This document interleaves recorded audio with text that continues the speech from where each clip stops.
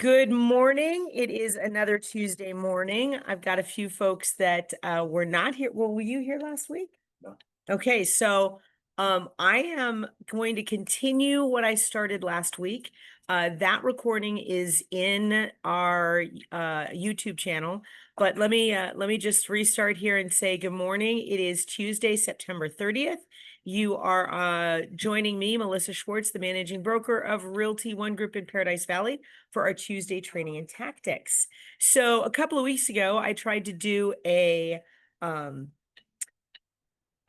in-person role-playing exercise and ended up with some confused faces that did not quite understand the responsibility you have as a buyer's agent to explain the documents you are asking your client to sign. So the cool news about that is when you get through the rest of this, it will give you additional tools to use and make sure you are explaining to your client the services that you are providing your clients, which everyone should be doing, but obviously is not happening. So we're going to make sure you guys are set up for that.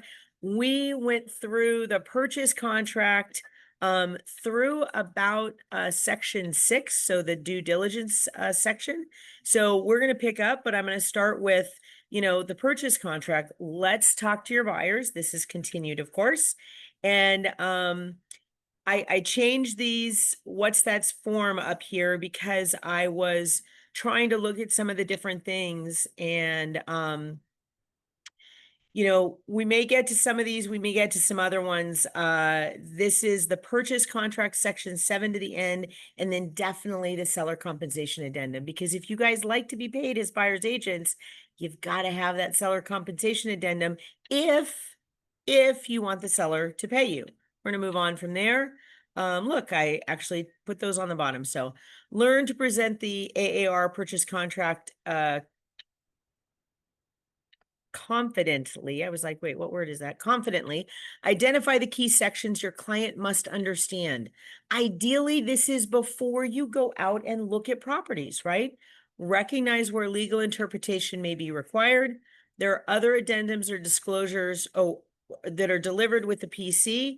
Of course, that seller compensation, if you want your seller or your buyer wants your seller to pay for your compensation. If your buyer says to you, I got you covered, I'm paying you, I don't want that included, then you don't need to include it.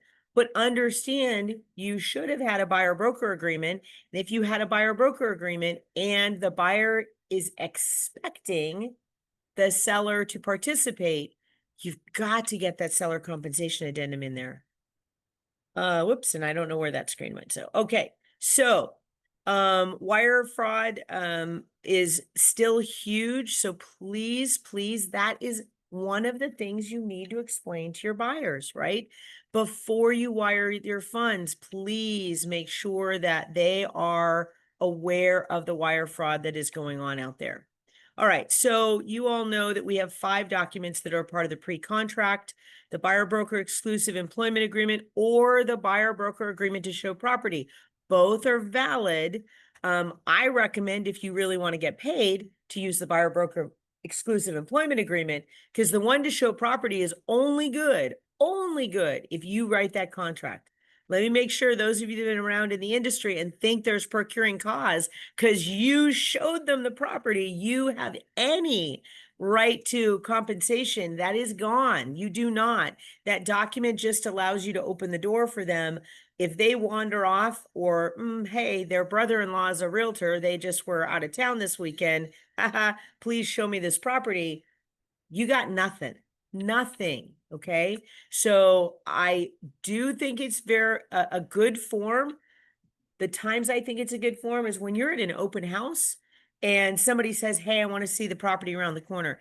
That's great. I'll go ahead and take you in to see that, but I'd like to schedule an appointment so I can go over all the things that I provide to you as a buyer agent. Can we schedule that appointment for, tomorrow afternoon or Monday morning or whatever you want to do, and go ahead and show that property? Just know, most likely, you may not even hear from them. And by the way, there are blank lines in there. I love it when we get those in and the agent didn't even bother to get the contact information for the client. Like, Why not? It has a blank line there. At least you could say, I'm required by my company to fill in all of this information. Now, am I requiring it? No, but sure is a good idea for you guys. This is your opportunity to connect with that buyer and you want to talk to them again and you don't even get their contact information on the form that they're signing. Think you got to use that form a little more to your advantage. Doesn't matter which buyer broker agreement you use, both of them refer to real estate agency and disclosure, often referred to as the ready form. Those two forms should always be done together, always, because guess what? You're explaining your agency, your relationship to the buyer. How are you doing that if you're only signing one form? Now, I am not going to go over the ready form because guess what? That is an entire 3-hour class. So I am not going to try and run through exactly what you need to say on that because you better have a lot more knowledge on that. And if you've done your CE classes, everybody takes agency. There's lots and lots of data on that one. We also have the affiliated business arrangement. Why would it be important to tell the buyer this stuff in advance?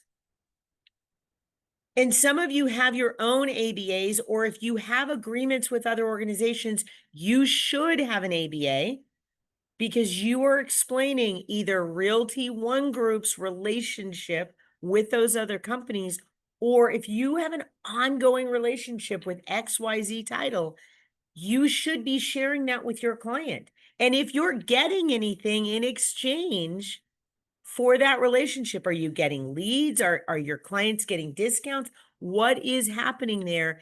That is a disclosure issue. If you don't think lawsuits are possibly pending in the future for these joint ventures and other things where you didn't disclose that to your client, you guys are dreaming. Those things are coming. You've got to disclose those relationships. Realty One's thankfully reduced it to 2 pages. We don't have to have addresses on it. It should be one of the first documents. And unlike some other companies that like to shove their ABAs onto your clients to sign, by the way, your client does not have to sign another company's ABA. I put down below, even if they have a signature line, I put down below received and then have my clients sign there. I'm not having my clients agree to whatever is in there, but they have received the document and have seen it. And here's the thing, right? Somebody's shoving down XYZ Title and you're like, well, I wonder why they want to work with them. Oh, because they're getting money from them. I just got one that the buyers or the seller's agent, I mean, she's getting cash. Like she's an agent and she's getting money. She's an owner in that company. So yeah, they have to disclose that, right? So please make sure you're doing that. Buyer advisory, all we need is page 13. You need to deliver the whole document. I'm not saying you can't deliver the document. I want you to deliver the document. I recommend you do it electronically because then your client has access to those links. Okay. Then wire fraud, that's the one on the top. All right, let's get to where we stopped. So again, just a reminder for folks just joining us, what I am doing is going over the contract as if you are my buyer. And I'm explaining what the contract says to a buyer. I'm not talking to you as an agent. I'm talking to you as if you were the buyer. Now, do you think your client knows anything with what the words cure period means? Like, what on earth is this gibberish, right? What is a cure period? Are we trying to get the loaf of bread to like rise a certain amount? And like, they don't know what that means, right? Now, am I going to sit here and read a party shall have an opportunity to cure a potential? No.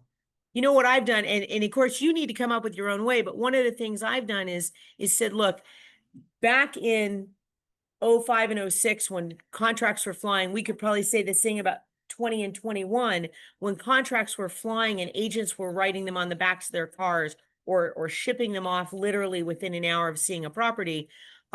There were times where, well, actually in 05 and 06 is when this occurred. The seller would get a contract and the buyer's agent would make a mistake and the seller would be like, yeah, you're done. See you later. You lose out. I'm going on to the next buyer because they could get more money because it was, $10,000 more 3 days later for them. So this section was created so that if somebody made a simple error or missed a deadline, the contract was not immediately canceled. Okay. So what I tend to explain to buyers is, look, this is an opportunity for somebody realizing that there's something wrong processing in the contract to take out a white flag and take it out and wave it around and go, hey, wait a minute. Wait, stop. Something's wrong here. Okay. It protects you as a buyer, or if your client were the seller, it protects the seller, but it protects you as a buyer that the seller cannot cancel this contract on you without you having an opportunity to fix something. And let's say your loan docs don't get there on time. Guess what? They can't cancel the contract on you. You have a 3-day period to fix that. So if you're out working with your lender and trying to figure out how to get, the contract done on time and there are delays, the seller cannot just cancel on you. Yeah. Is there a section anywhere in the contract where the cure would not apply? Any kind of Yes. instance? Yes, there is. It's the Binzer period. The buyer inspection notice, seller response is the section we just did. So the question online, if you did not hear, is there any part of the contract that the cure notice does not apply? And that is the buyer inspection notice, seller response, or the inspection period. Sorry, not Binzer, but the inspection period, right? Because the inspection period is the one part of the contract where a lack of action actually creates action. You failed to deliver something and you've actually delivered something, right? You don't deliver if you're the buyer's agent and represent the buyer, you do not deliver that Binzer for your buyer on, say, day 10, the buyer's accepting the property as is. That's what they're saying. There's no additional 3 days. You're done. So yes, that is very important, but you need to find that what you're comfortable saying, but it's really important in the beginning that the buyer understand this is one of their many protections in this contract, and you need to be aware of it. And you need to not freak out if somebody sends you a cure notice, right? It gives you 3 days to resolve this. Now, also, don't go telling somebody else, if you're in the middle of a deal, the seller has to do this, or the buyer has to do this, seller has to do this. Wait, what are you talking about? They have to perform something. If they have failed to do something, your job is to use the cure notice and notify them. That gives them 3 days to resolve that. So, okay, let's move on here.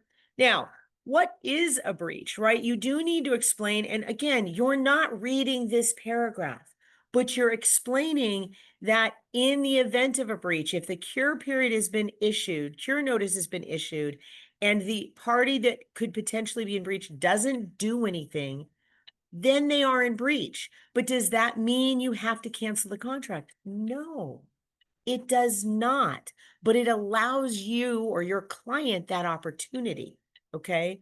So it's very important to watch those time frames. Again, you're not going to get fixated on this, but your job as the buyer's agent is to make sure that the buyer understands, you understand the terms of this contract and how to maneuver your client through this landmine if something goes wrong. So let's go ahead. Does everybody here know what alternative dispute resolution means? Have you ever heard of, say, mediation? So this is if there is an argument between the buyer and seller and they get into conflict on this contract, many of the issues that would come up end up going into either ADR or some type of mediation. ADR is what is through this AAA arbitration rules for the real estate industry. They're not going to court immediately, but this is the element of where they go. And again, I'm not sitting here reading all of this, but it's just an opportunity to say you don't immediately go to court. There is a way to sit down with a mediator and try and find resolution. If they ask, does that cost money? Yes, it does. Does it cost a $5,000 retainer with an attorney? No, it does not. It's usually between $200 and $500 for each party. Both parties have to pay, sorry, and nobody gets that money back, right?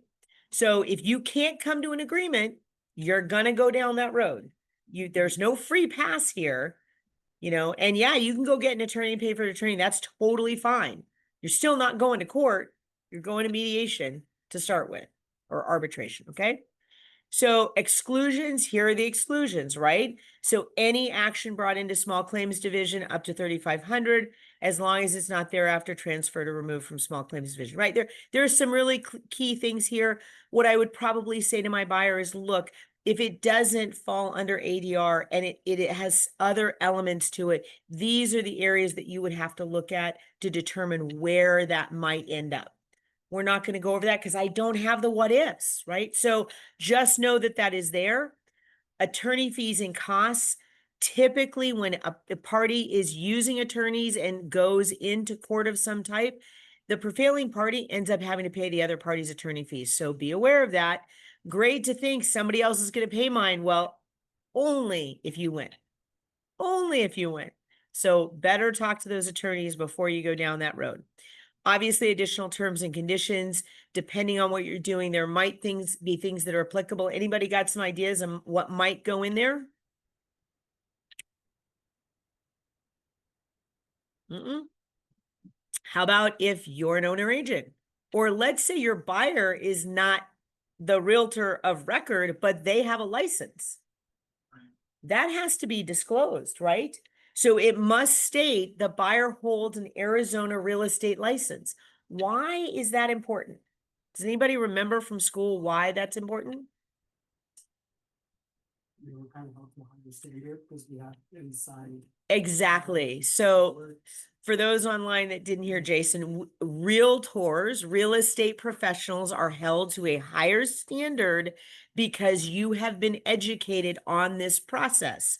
Now, some of you have been more educated and others not so much, but you're all still held to that higher standard. So, and if you were to go to a court of law and in the court you go, yeah, well, I didn't know that that would happen. And they're like, but you have a license. Guess what? You should have known that happened. So, and that would happen. So you would be held to a higher standard.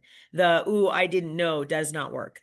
Risk of loss. This is really important. Look at all these storms we've been having, folks, right? You need to make sure your buyer understands if there's a storm and there's damage to the home, if it is less than 10%, the buyer must continue on that transaction. The seller has to get it repaired, but the transaction continues unless you can mutually agree with the seller to cancel.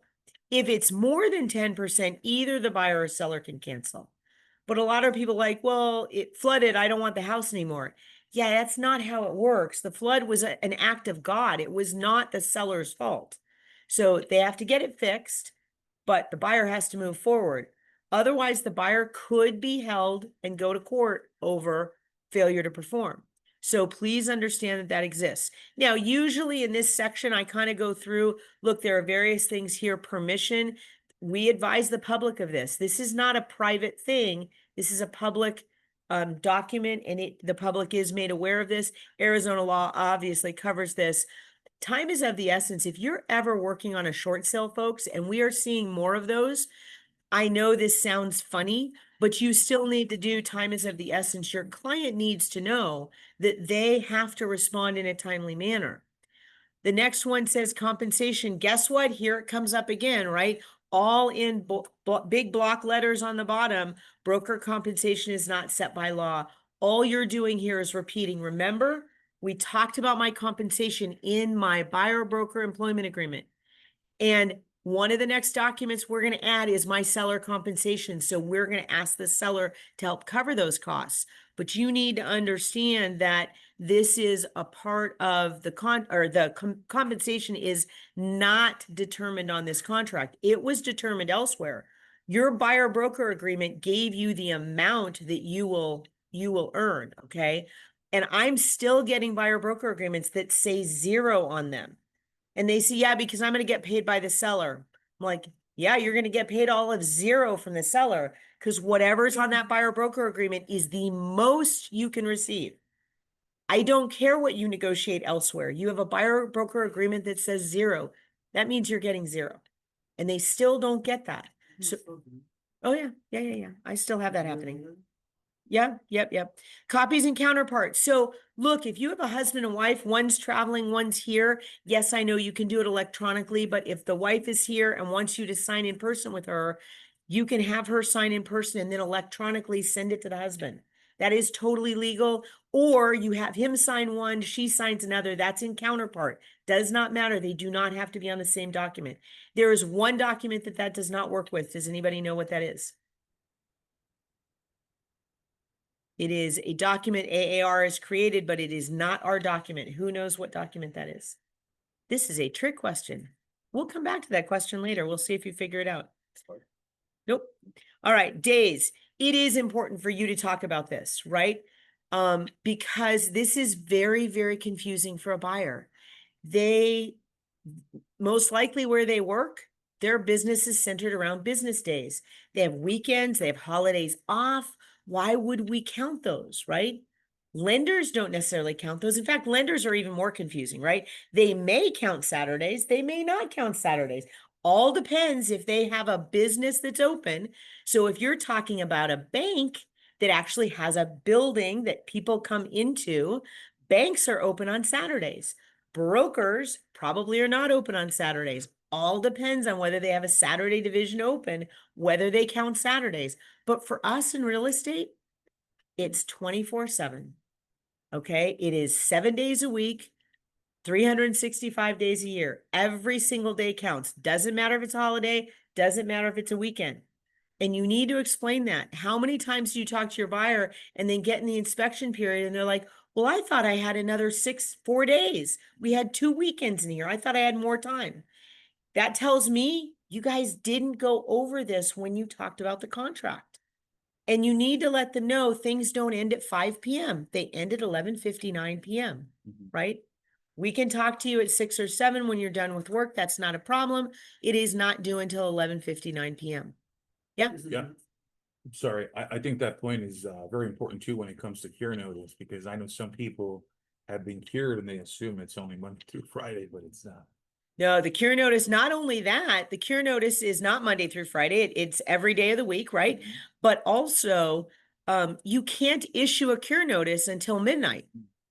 So if someone, the close of escrow is today and it doesn't close, I want to do my job as the listing agent. I want to send over that cure notice. I cannot send it at 7 p.m. I know it can't close anymore. Right. But per the contract, I can't issue that cure notice until midnight, which technically gives the buyer an extra day, right? Because if I give notice the next day, the day we give notice is what day? Does anybody remember how we count the day we give notice? Is it day 1 or is it day? Yeah, It's zero. day 0. The day we give notice is day 0, right? So the next day is day 1. So let's say it was supposed to close on Monday. We issue the cure notice on Tuesday. They would have Wednesday, Thursday, and Friday. They'd have to close by Friday. Let's say it was supposed to close on Tuesday. We issue the cure notice on Wednesday, Thursday, Friday. In this case, it rolls to Monday. Yes, we count it as Saturday, but because the county recorder's office is not open on a Saturday, they would actually have until Monday to close. Okay, so think about that. Buyer's agents don't set closings on Mondays, right? Use Tuesday through Thursday, because if something goes awry, you bump into the next week, you get those extra days, right? And I'm not saying that, I mean, I try to do Wednesdays and Thursdays are my preferred days, mostly because if there's a rollover, I want it to close before the weekend. But, but think about that, right? If you start learning how to use your cure notice, then you can be helping your client even from the beginning. You had a question. Yeah, I think it was just, the time with not the AAR contract with the other. Right. It's at 5 p.m. right? Yes. So the non-member contract, if you are using the non-member contract, that is the one that does say if it does not close, then you can issue the cure notice at literally 5:05 p.m. Yes. Okay, entire agreement. Look, this is the entire agreement to my buyer. This is what we're going to work with. I'm going to give you some addendas and some attachments. We're going to go over those. This does create the entire agreement. Now, failure to initial on a page does not eliminate the contract. just it doesn't change the validity or terms of the contract. We just got to go back and not physically initial, but do an addendum to correct that, okay? Subsequent offers. Are you explaining to your buyer that there can be offers later on that the seller can accept? They can't move forward unless something happens to this contract. But if you've got a first-time home buyer, I know a lot of this is going to go over their head, but it is important just to say, look, the seller could accept other offers after yours. Yours doesn't lose its position, but if something were to happen, they then could go to that next offer if your deal does fall apart, right? Cancellation, anybody can cancel at any time. That has nothing to do with who gets earnest money or whether there are any other costs or issues that could come up. But can someone cancel? Yes. Now, if a buyer wants to cancel and they are through everything, they've got the clear to close from the lender. If a buyer tells you, I want to cancel, I can tell you the first thing I'm going to say to you, if you have not already told your client this, they must seek legal counsel because the cost to them may be much greater than their earnest money. They actually want to pray that the seller takes their earnest money and doesn't come after anything else at that point. So, but you have to make sure that they do talk to legal counsel. You cannot be the legal representative in that scenario. Notice, I think this is really important for everybody to understand. I know we love texting, folks, but what is the one item that is not one of those listed on notice? Text. You cannot deliver documents. I don't care if it's an attached PDF. If it is delivered via text, it is not a legitimate way to deliver that document. So you've got to make sure they've got email that you can send that document to. If you are delivering a cure notice, for instance, it's got to go to an email or a fax, if anybody has a fax machine anymore, but you've got to get it into their hands that way. So please understand that. You've got a question over there. No. Okay. Digesting. Digesting. Okay. He's like going, oh, wait a minute. But folks, that's a real problem right now. People are like, yeah, I sent it to them. How'd you send it to them? Via text. That goes to court. You literally have not delivered your documents. So Quick question, quick Yeah. question. That sometimes when we have a client that doesn't want to work with the previous realtor or they don't want to work with us anymore and they want to go with another option, a text wouldn't be sufficient either, right? It would have to be through email.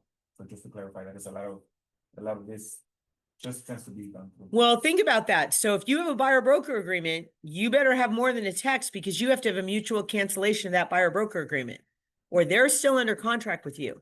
Now, folks, be very careful about holding somebody under contract because you will be held to the higher standard of delivering those services. So if you think you can just tie somebody up and go take a vacation, you're wrong, right? You had better continue to deliver all of the listings that are coming up for that client. You better be sending your weekly emails. You better be getting them everything that they have, even if they're not wanting to talk to you. And most of you don't want to do that. If it's gone sour between a buyer and an agent, you probably are better off mutually canceling that, but you must mutually cancel it. The buyer tenant employment agreement addendum has a mutual cancellation, right? So check that box, send it over, cancel your document and close your file out. Okay. But can that be delivered via text? No, it's got to, well, it should be being done on electronic signatures and then that's fine because it's being emailed to you, right? Everybody's signing, it goes back to everybody, it's delivered, everybody knows it's been delivered. You're good. Question on that. Yeah. So if the suggestion or advice is to not pursue somebody that you have a contract with, what's the purpose of the buyer broker? Well, I'm not saying don't pursue them. I'm just saying you have to be careful if it's become a combative scenario. But you have every right to pursue them. Please understand, Realty One Group will not pursue any legal issues on compensation.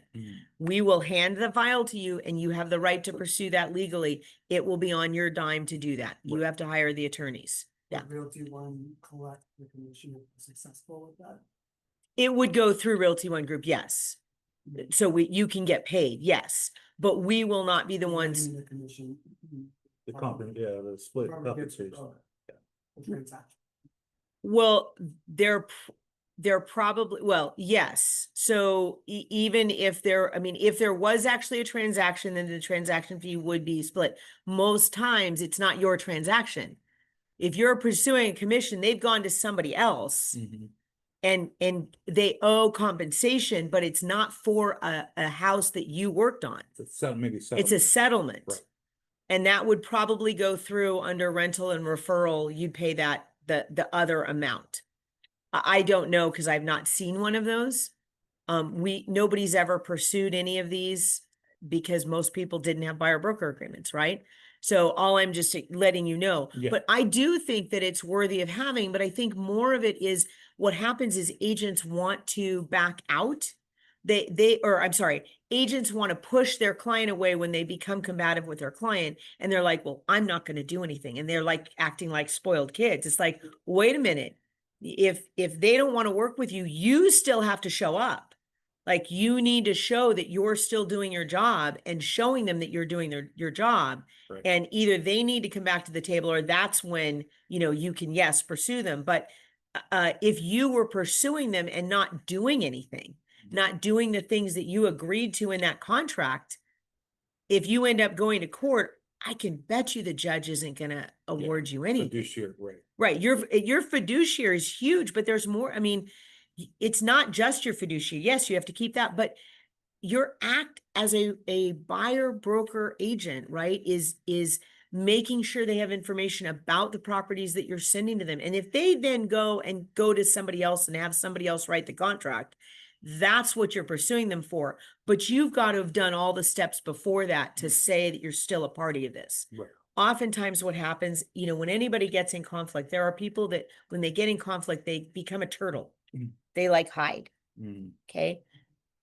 As a realtor or a real estate professional, if you're doing your job and continuing to your job, it's really hard for that other person to say you're not doing your job. Right. Right. But what happens often is they start getting into conflict and the agent disappears. Mhm. And then I get a call, they're not doing this, and this. And then I hear from the agent, well, they walked away, da, da, da. It's like, yeah, you still have to continue to do your job, Mhm. right? Whether you like doing it at that point or not, Right. right? So I think that's going to be the hard one to see how it plays out. I think the buyer broker to show property is one of the ones that agents still don't understand. They don't get paid. They could have showed them that property and then they go get somebody else to write it. All right. Now, look, this is in bold text. Now, it's not all caps, but it's still bold. It is really important, especially for those of you that have affiliations with inspection companies, with title companies. Again, this is where I go back to that ABA, right? If you're not explaining you have some sort of affiliation with an inspector, and then all of a sudden you say, hey, release me, I'm not responsible for these companies. But by the way, I wanted you to use that ABC and inspection company, and they do something wrong. They make a mistake. Guess who they're going to come back to is you. So I do recommend you have a couple of choices on most of those things. But again, if you have some type of affiliation because you do a lot of business and you have one or two, maybe two, would be ideal if you had two inspection companies that at least you're going back. They still need to be in your ABA. Look, we have two home warranty companies, right? We have both Old Republic and American Home Shield, right? So we're giving the consumer a choice. They need to do their due diligence. What this is talking about here is it is not our area of expertise to talk about the condition of the property, the square footage of the property, the rent rolls, right? So I've been having people come to me that are selling properties with tenants in them, and they didn't get all the data because the agent didn't know to ask for the data, and the listing agent didn't know to provide it either. Mhm. Deal closed, and guess what didn't transfer? Deposits. And they're like, hey, what can we do about this now? I'm like, good question. I don't know. You guys didn't do the paperwork for that. There's a whole set of documents. Title doesn't even know there's a tenant there unless you tell them. Why would they say what deposits are there? They don't know, right? They got a buyer and seller. That's all they see. if you don't add those other pages that say, by the way, there's a tenant that's carrying forward. So these are things that we do not know about. That's the things about the rent rules. But the reality is if everybody knows it's a rental property, they need to be asking what's happening to the deposits. That is a mistake on all parties, not just the realtor, but everybody should have known that. But this is saying if there were rent rolls there and the data we can't interpret that data for them, right? We can provide them the information, but we can't interpret that information. That's for them. We don't, it's hard for us to get rent rolls for properties that are on the market. How are we comparing to that properties that aren't on the market nearby? I don't know what they're getting for the 10 houses in the neighborhood that are renting. If they're not using ARMLS, how am I supposed to know what those rentals are? Right. And that's part of why that has that stuff. Roofs. Oh my gosh. Are we experts on roofs? No.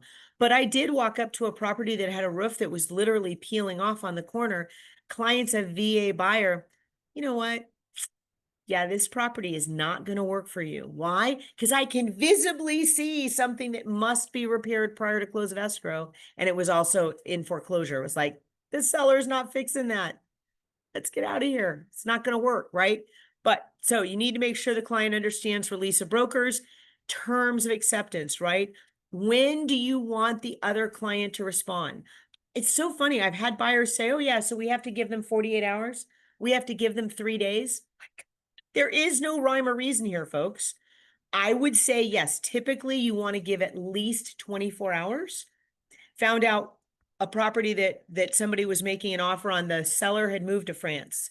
Okay, maybe you need to think about that, because if you're sending the offer at 6 o'clock at night, guess what the seller's doing at that time? They're asleep, and they're going to be asleep until like 3 a.m. our time, right? Or midnight, whatever it is, till midnight. It's 9-hour difference. So you need to be aware of when might be a reasonable time. Now, if the market starts picking up and you want to try to push that response, then yeah, you can do it for a shorter time period. They may not look at it. They may not care. They may have to counter it then because they weren't able to respond in time. If your goal is to get an offer over that they can actually respond to and not have to counter, why would you put a 2-hour turn time?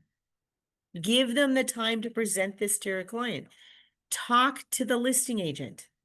Is your client traveling? Is your client, out of town for business? Is your client, I don't know.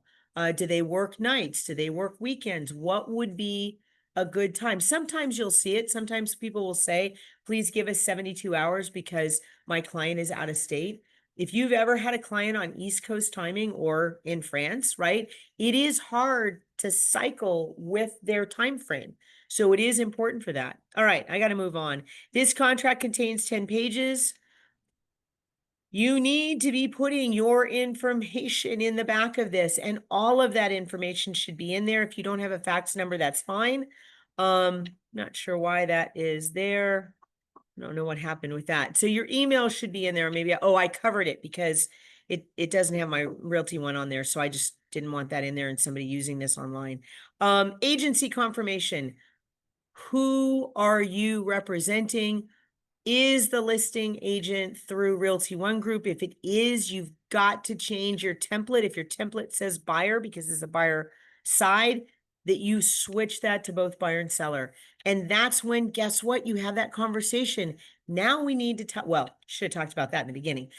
Limited representation should have been the first thing you brought up if you are writing an offer on a Realty One Group property, right? That has to be what you talk about before you go into your offer package and explaining that. Now, my recommendation, if you were not here last week, is this contract, you should go over the blank part of this contract with a buyer, especially first-time home buyers, before you go looking at properties. Now, I always ask, how many homes have you bought recently, right? When was the last home you bought? Oh, I bought one 2 years ago. Okay, great. Contract has only changed a little bit. I'll go over some highlighted things. If you have any other questions, please make sure you ask me, right? And I may go over the buyer broker compensation because we know that's changed, right? But I'm not going through all of these pages then. But if they tell me, oh yeah, I've bought plenty of homes. When was the last one you purchased? Oh, 15 years ago. Okay, let's go over the contract then, because this is not the contract from 15 years ago. I assure you it is not. I've been doing real estate 28 years. This is not the contract we had 15 years ago. The other thing is, oh yeah, the last property I purchased because they're leasing here was in New York. Guess what? That's not the contract we have because they use attorneys in that state. They don't use title companies, right? Or from California, right? The California contract is totally different.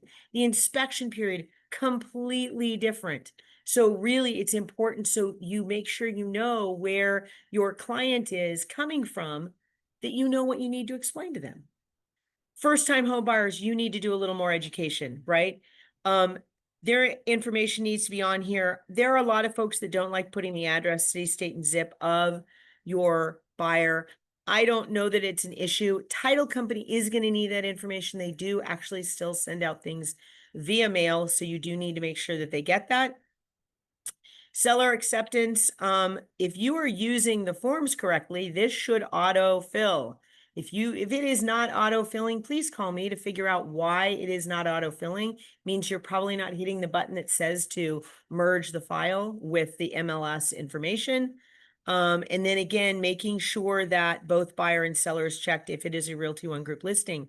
Now, understand that if you are representing the seller, I'm going to flip here for just a second, and you receive an offer and the buyer's agent has not filled in the top of this, you absolutely can add that on the document itself. And the reason for that is the buyer's signature is above that. Does that make sense? You can fill in those lines. That is the only time on a contract you can add something where you don't need a bunch of initials, because it's below the buyer's signature. You are allowed to write anything on those lines 457 and down. Well, hopefully it's the stuff that belongs there, but you're allowed to write on that document. Okay, you can print it out. You can do it via electronic signature. You can drop in text boxes and fill all of that in. Because otherwise you're going to have to do an addendum that both parties sign. Because if this gets executed and that stuff is blank, we need an addendum to fill all that in. Does that make sense? That's why as a buyer's agent, I try to make sure all that stuff is pulled over from the MLS information. Does that make sense? Okay. All right. If you guys see, well, offer rejected, a lot of sellers wonder if they have to do this. No, you don't have to, but you can click that box. Send just page 10 of 10. Please make sure that the seller's signature is not up above. All you would have is the offer rejected, the month, day, and year, and then the seller's initials. You can send page 10. That means your client did see it. They initialed it and said, no, I'm rejecting this offer, okay? Don't have to do that, but yes, some agents would prefer it. If you see this on the bottom for broker use only, broker file log, manager's initials, broker's initials, etc., that bottom section there, that is a clue to you that it needs to be into our SkySlope system within 72 hours after it's fully executed, because that means we have to have the broker review and have to get initials on it, not from me, but from our compliance manager. They don't actually initial, but it still goes through our system. Okay, before I go to this, any questions? Anybody online?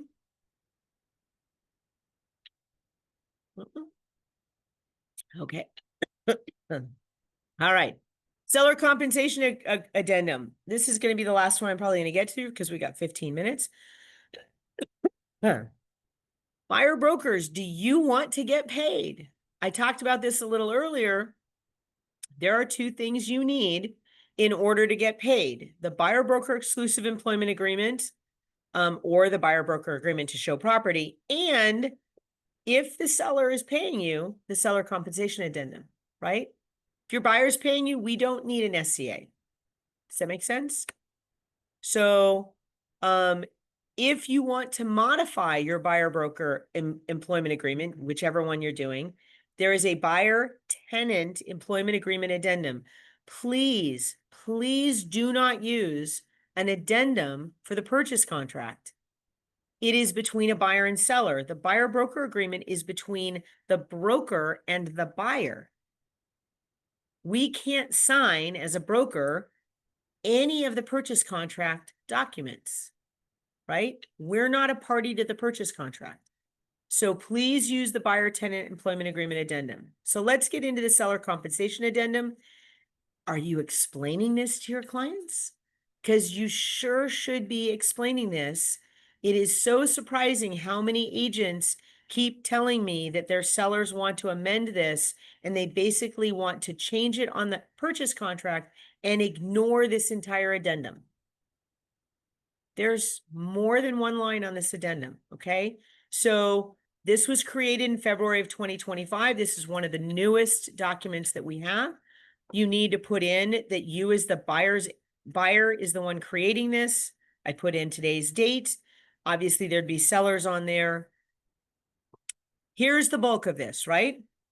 And you're explaining to your client that this is how that we get the seller shall pay broker representing buyer compensation, which may be credited to the buyer in whole or in part. Remember that buyer broker conversation with your client when you were getting them to sign the buyer broker, you said, look, this is my compensation. One of the things I'm going to do is we're going to negotiate for most, if not all, of this compensation. This ties that together. All right, buyer, this is where we talked about your buyer broker compensation on the employment agreement. I asked for X percent. We get a choice to ask for the same percent, or maybe if I didn't go to the highest percentage, maybe I went to, I don't know, 2 bananas, right? In my buyer broker agreement, if I'm going to ask for something more than that and ask for 3 bananas, who gets that extra banana? Who has to cover that extra banana? No, who gets that other banana Oh. from the seller? If we ask the seller for 3 bananas, The buyer. the buyer does, right?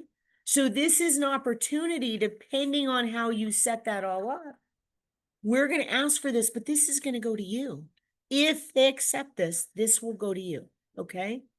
And that's why I did my compensation. This, I think we can ask for more, but I want that to go to you to make sure you've got that extra little 0.5% or whatever it is.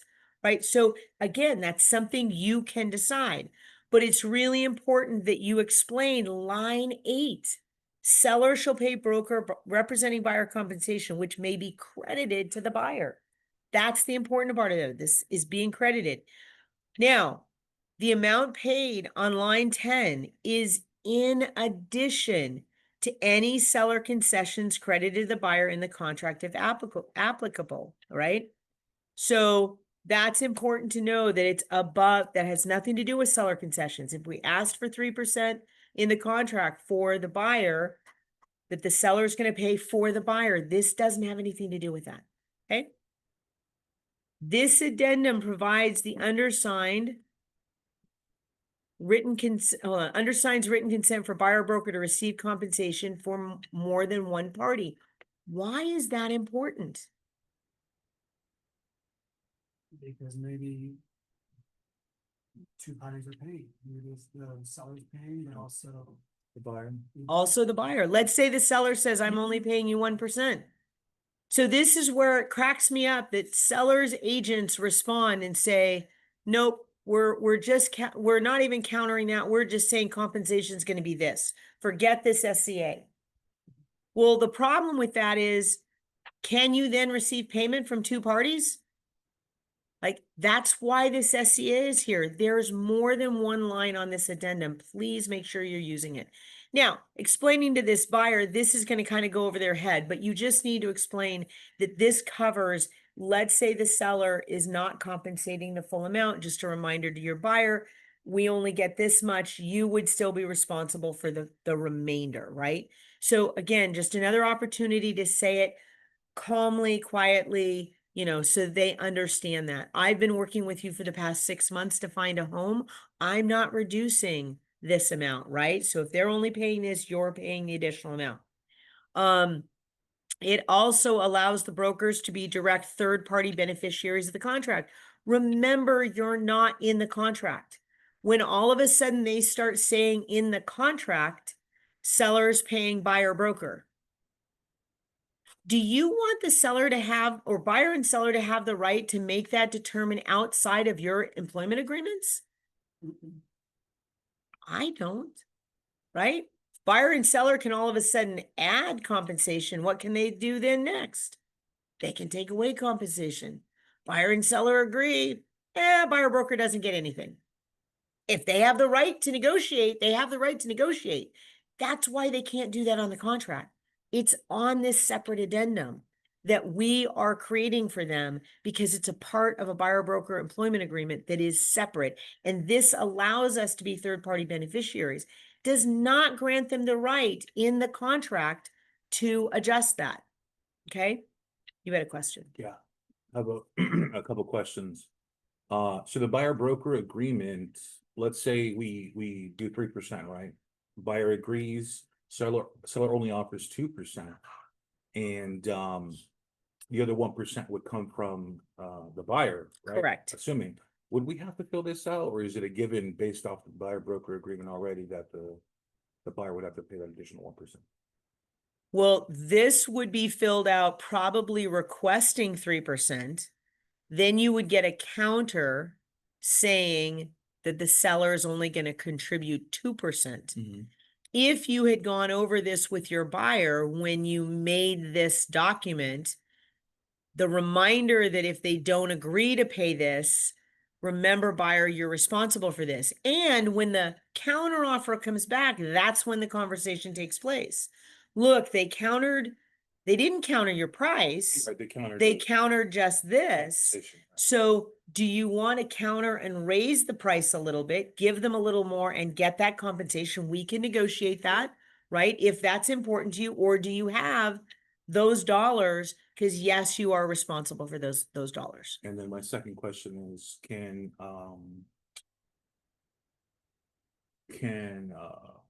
concessions be utilized for buyer broker compensation?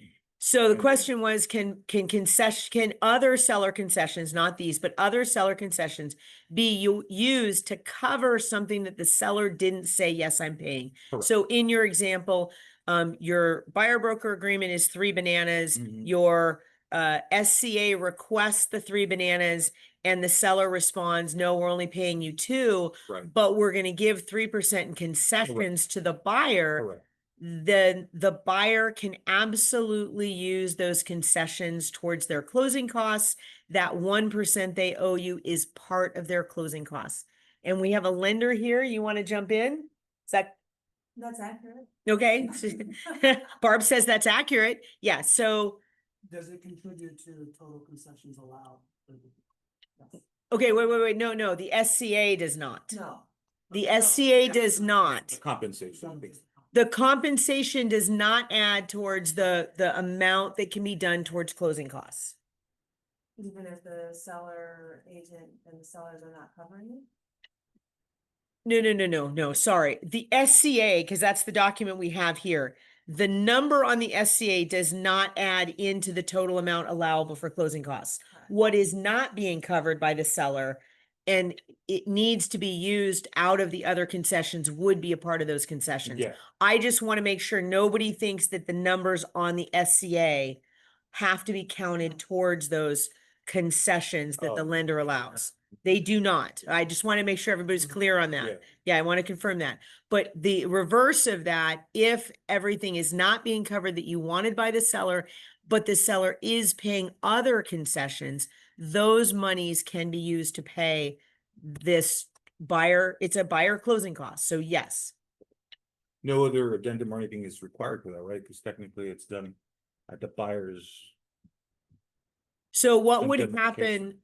happen is on your CDI, Mm. when you create your CDI, you have to put down what your final thing is going to be. Title would be asking, wait a minute, the contract doesn't show you getting the 3 bananas, right? And you're like, yes, I know, but the buyer is paying that. They may ask at that point for your employment agreement. And at that point, that might be what you have to give them. Otherwise you can say, no, the buyer is aware of it, call the buyer, remind the buyer, Yeah. that's not a problem. Okay. Okay.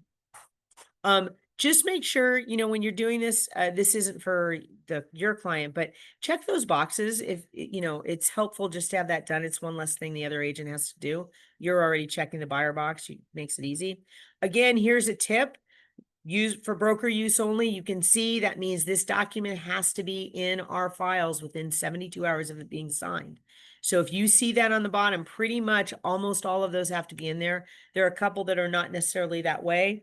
I'm going to actually end on this page. Let me get out of this and ask if there are any other questions. I've got a bunch of people online. I can stop recording and hold on. Let me stop recording.